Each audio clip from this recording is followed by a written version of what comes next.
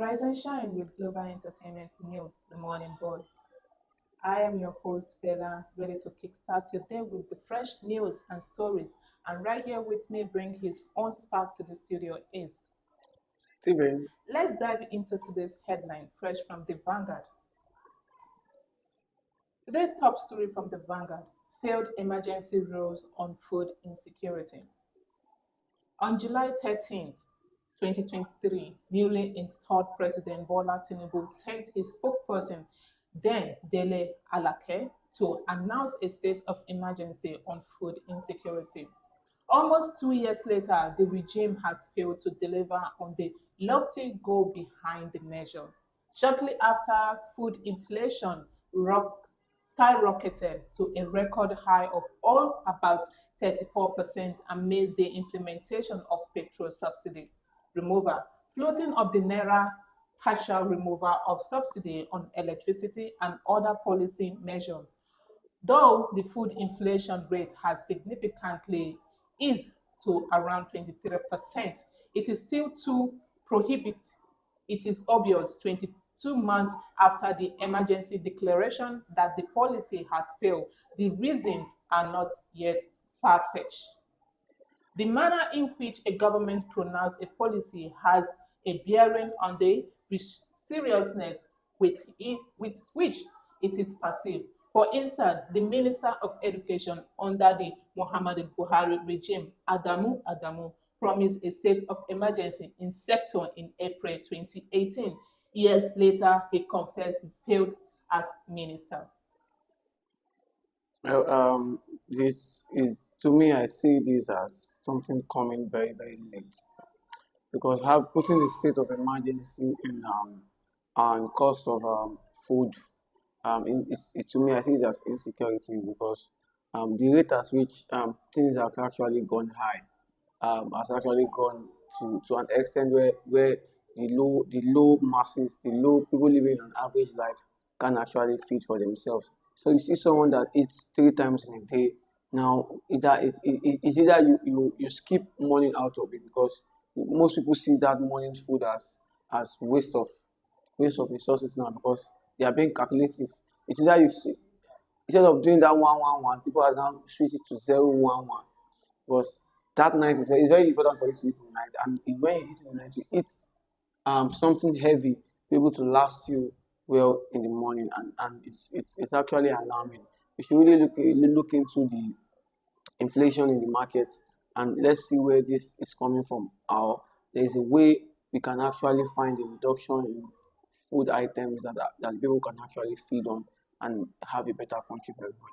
Well, in everything that is going to be happening that deals with the food insecurity in Nigeria, I believe that the reason why we are facing this food insecurity and food inflation in Nigeria is because most of the farmer and everything that has to do with the country resources that is bringing in the low quality, the low production when it comes to purchasing a fuel. You know that fuel is actually part of the transportation that people get goods delivered to most of the countries. And when if the fuel gets expensive, you tend that people have to increase the price on the things that they buy, on the things that they sells out, and that is really, really alarming. And then talking about the insecurity, if we are going to be continue like this in food insecurity in Nigeria and also the inflation of food, I know there are already a record of malnutrition among children and the elderly ones right now. And then I feel like our health sector is going to face a whole lot of all this that is going to be happening, malnutrition and all that as well. So I feel everything needed to be done to put everything in order, not just one aspect of it, because everything comes together and work as one. Yeah. Well, let's move on. Security operative destroyed bomb factory, recover IEDs inside gunmen camp in Anambra. The joint security team comprising the police, military, and operative of the Anambra State Vigilantes have destroyed a bomb factory alleged being operated by non-state actors at Isike in Ihiala local government area of the state. During the operation, assaulted locally made in probes Explosive device were also recovered and mobilized, demobilized. Wow. Well, it's really very alarming for us to have hearing about things like this, having a particular place where an illegal bomb manufacturing company, in fact, producing things like this. I think if we should always learn how to do things the positive way. Yeah, I believe there are so many people that are specialized or educated in making these bombs item and everything. But why not you see that okay, oh, this thing you are doing. I can tell you most of them are working for these people. It's either they are formally working for the military before, or they've worked for the military before, using their ideas and the kind of knowledge they have, now putting it into illegal action. It's actually very bad. We can equip our own self, equip our country, work with the Nigerian military. You have ideas, you are very good in arms, you are good at making bombs like this. Partner with the military. Let's know how to fight insecurity rather than having an illegal brand somewhere trying to do it and sell to terrorists and everything. It's really, really bad. It's a bad business to do. And if you keep going like this, I tell you, we will have more bomb factories to be doing illegal works like this. And most of these arms are not sold because they are illegal companies, factories. They can't be sold to the military, they can't be sold to the legal people. The only place they can sell these their arms to are to the terrorists, those that are criminals, those that use this thing to do evil deed. Even the criminals can't even go to the military to buy weapons. So there will be a particular place where they get all these things from. And definitely from all these factories. Right? Well, talking about the operative that was says that the legal factory was being destroyed, feels like that was not supposed to be the main deal. How destroying it actually is going to cause another casualty, and I feels like that place supposed to be on a let me say a band right now that no one should go there, and then they have to do a thorough investigation into it before the news comes out of being destroyed, because those things are actually very harmful and destructive as well. Well, I think that these things needed to be a more search around and then know the people that are behind this thing, because this thing does not just have to come in a handy to people that feels like they are bored and then they just needed something to just do. This thing, those things needed to be investigated and then find more about it. Well, moving on. Terrorists killed 5 Castina security personnel. They were reportedly killed while responding to intelligence reports about a large gathering of bandits near village in Matazu local government area, Castina State. The tragic incident occurred on Saturday when Malam Sanusi, who was overseeing operation across Kusada, Kaya, and part of Karachi local government area, was ambushed alongside 4 of his men. They were traveling in a Hilux vehicle on a reinforcement mission near Maharaba village, Matazu, when the attack took place. According to reports, the mission of the security team was abruptly cut short when over 20 motorcycle riding bicycle bandits consigned among mango tree near a stream launched a coordinated surprise attack. Malam Sanusi and his team were all killed, and their vehicle was set ablaze by the assailant. Wow. It's a sad one, and we really need to look into these boundaries and the actions, the way they take the attack, and how they go about killing people. It's really bad. Another case again. We heard previous cases months ago about the killings in the north and everything, and these killings keep still happening, and we've not actually heard any positive news from our military and our police, or even our government. They are keeping silent to this. The rate at which they are silent to this thing is even alarming. Then we'll see other people like we will see cases of EFCC and NDLA focusing on the wrong part of business and the wrong part of all these things. I believe our military, our police, they need to come together if it's possible. Come together. Let them work together to be able to move. The military can't do it alone. We have mobile police that went through military training also. these people, you need to bring them together, bring in SARS, bring in so many people, bring them together, anti-cultism, anti-terrorists. They should work in hand to hand to fight these insurgents in the north. It's really, really alarming. I tell you, the rate at which this killing keep hearing about killings every day, attack every day. It's really, really bad. Well, I'm talking about that. I feels like those policemen were actually being informed on why those bandits have already have their plan out on going to take those security personnel out, because I don't just feels like this thing has to do on because they went out on an intelligence report about a bandit on somewhere, and then they got there and then they were being ambushed. I feels like there's something that is going on there, Yeah, whether the bandits are already facing their attack on the military personnel or the security personnel to take them out, and then moving into their next action, which is the citizen. Because if the militaries or the security personnel are being taken out in every daily news or every daily life, that means that the bandits or the insurgency are planning to make sure to wipe out every security personnel and then now target the citizen, which we are armless. We don't have arms. Then how are we going to fight for ourselves? really bad.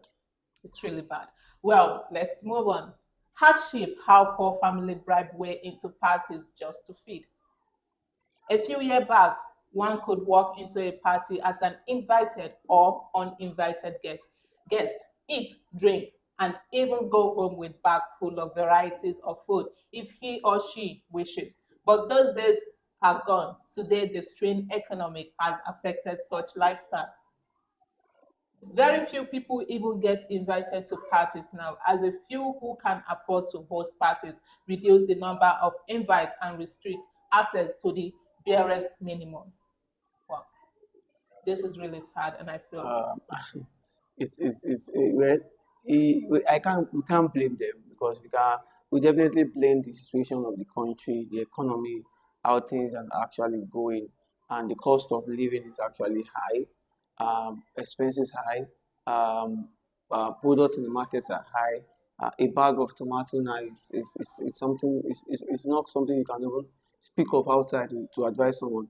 Bag of rice, ingredients in making doctors of meat and everything, and you still have to pay for probably a space where you're going to have in your party, pay for decorations, other gifts, items.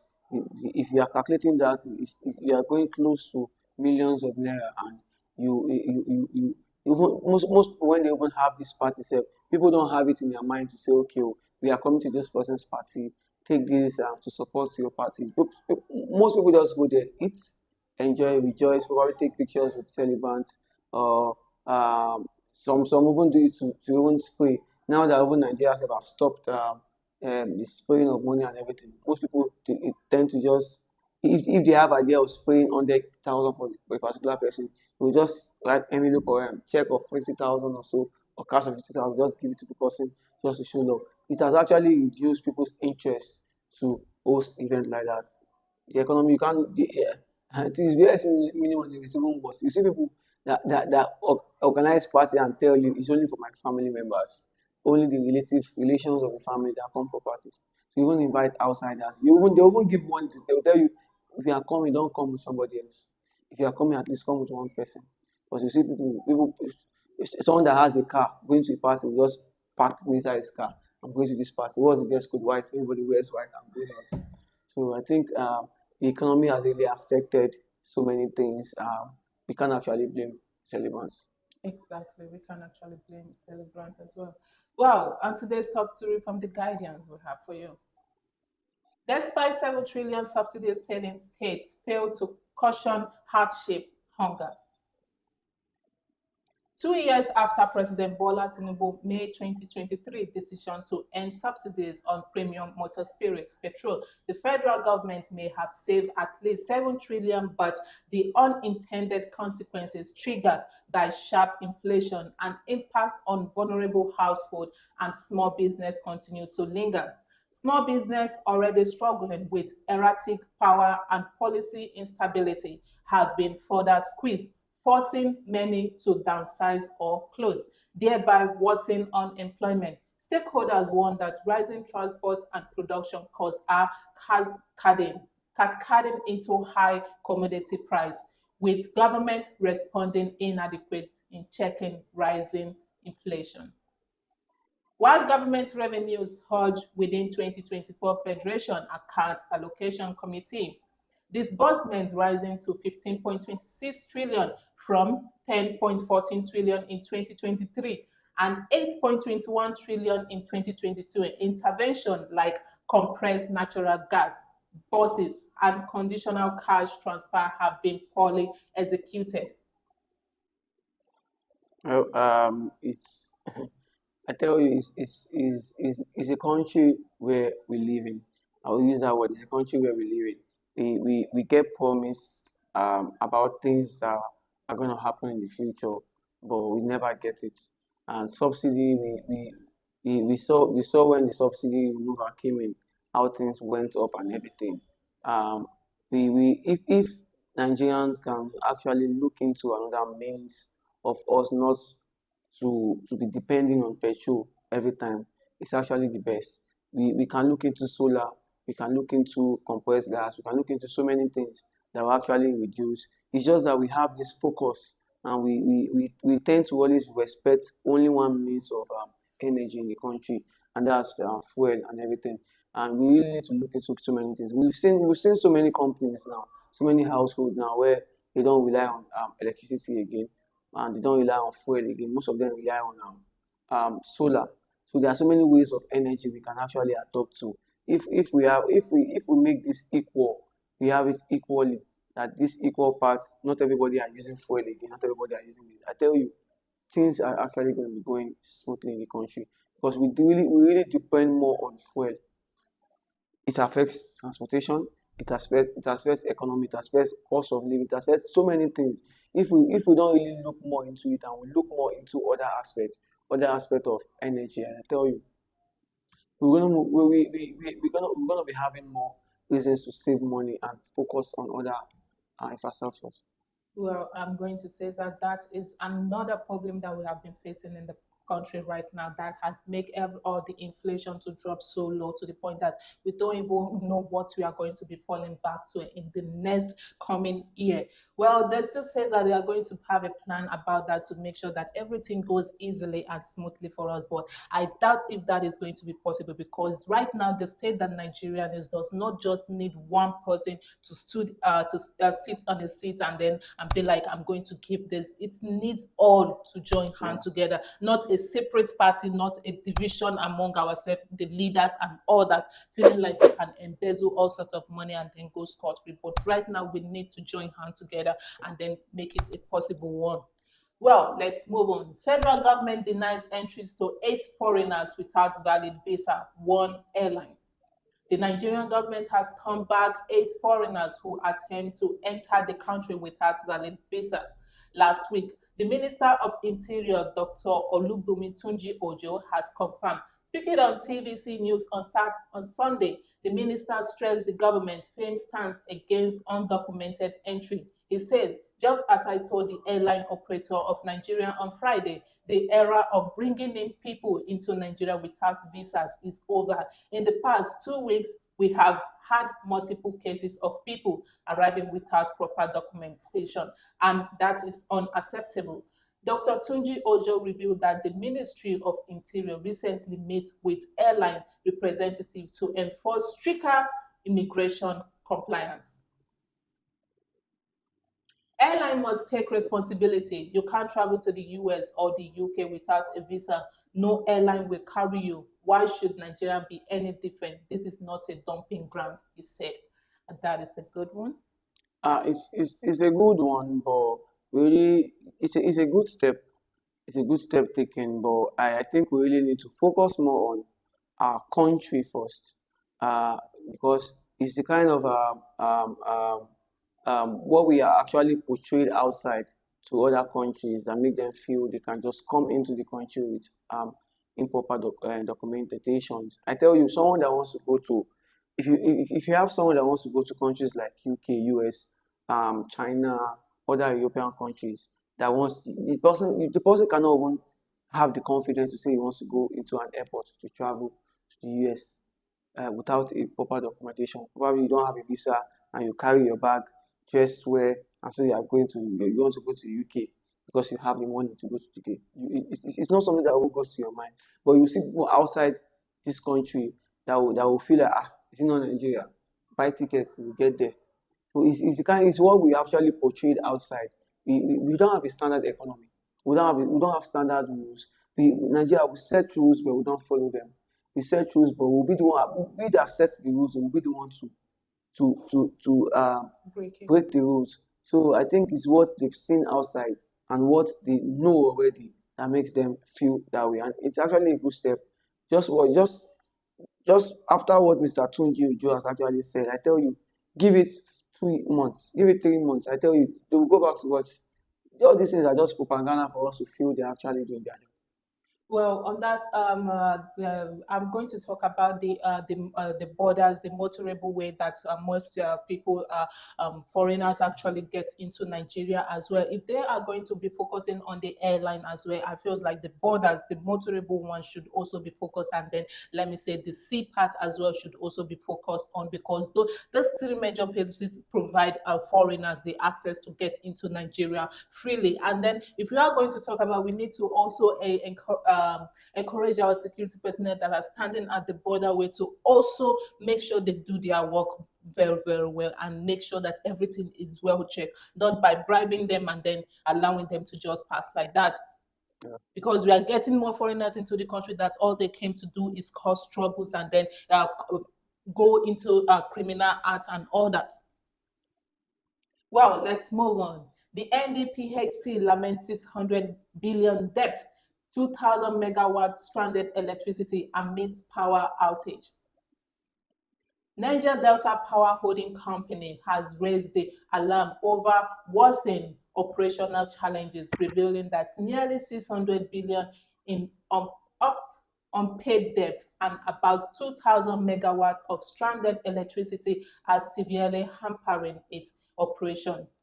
The NDPHC Managing Director Jennifer Ajijede disclosed that despite recent efforts by the company new management to restore five turbine units across its Calabar, Omotosho, Sapele, and Ibobo plants, which added 6,225 megawatts back into the national grid. Most of the available capacity remain on underutilized. We currently have a mechanical available generation capacity of about 2,000 megawatts that is stranded, largely due to transmission bottleneck, gas supply limitation, and low offtake by administration company Disco, Adij stated. She explained,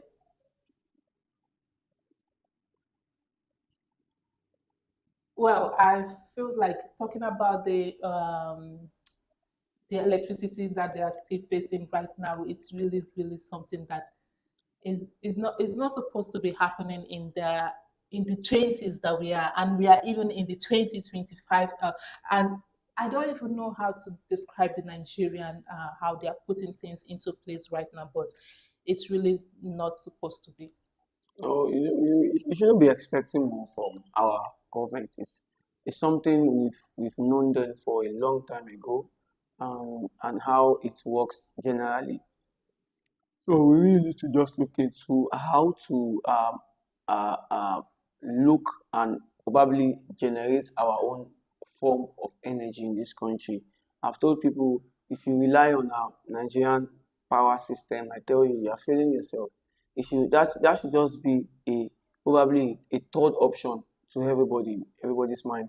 Look into solar energy, look into other energies that can actually um, do things that can actually make it better for someone. If you're looking at Nigerian power energy, you are losing it because you can't rely on them. Is it the one the light that is going to come today and go tomorrow? We see other African countries like South Africa, like Ghana, even Ethiopia. Now it's the way their power are supplied there is Nigeria can't even compare with it. They can't compare. and we call ourselves the giant of Africa. We keep hearing the same thing every time in different words. In different parts of the Nigerian, and that is really alarming. That is causing so much trouble that we have to start facing insecurity at this point, because if there is going to be blackout, there is going to be a lot of terror that is going to be happening. Well, let's move on. The NDLEA nabbed to Britain intercepts 6.5 billion opioid in Lagos and Rivers ports. Operative of the National Drug Law Enforcement Agency have arrested two British nationals for attempting to smuggle 92 bags of loud, a potent strain of cannabis weighing 51.10 kilograms into Nigeria through the Murtala Ahmadu Mohammed International Airport, Ikeja, Lagos. The British national Mirza Jordan Alexander Kathendra and Ayedipe Andrew Adejowan were arrested alongside two Nigerian, Seunwo Oluwaseun Imole and Ifeoma Omokara Ayobami. Wow. Cathedral was intercepted with the consignment upon arrival at MMIA on a Qatar Airway flight from Doha based on processed intelligence on Thursday, May 15. He was allowed to pass through security check unhindered but was closely monitored by NDLEA operative to the car park. There, the owner of the cargo, Aye Dipe Andrew Ade Jowon, a British Nigerian, awaited in a sport utility vehicle (SUV) along with his relative Seunwo Oluwaseun Imole and the vehicle driver Ifeoma Omokara Ayobami to receive the courier. The NDELA operatives swoop on them as they attempt to drive out of the airport car park, arresting them doing with the drug exhibit found in the vehicle. In his statement, Patendra confessed to being recruited during his vacation a few weeks earlier with a promise of 1,003 British pounds for successfully delivering the consignment in Lagos. Well, it's a good kudos to the NDLE for apprehending that consignment, and actually, I think it's a good work. It's a good step by the NDLE. But we really need to do more, because for that consignment to actually get to the car park, it means the NDLE actually failed in a particular Allow it to pass. yeah, they failed in that sector. I probably think it's probably an info that got to them and made them knew that that package was actually illegal and there were exhibits inside there. If they had done their job well, it could have been apprehended a long time ago. Well, kudos to them, but the mistake is only what we're going to talk about. We are not we will not keep emphasizing on the good work, because it's what they are expected to do.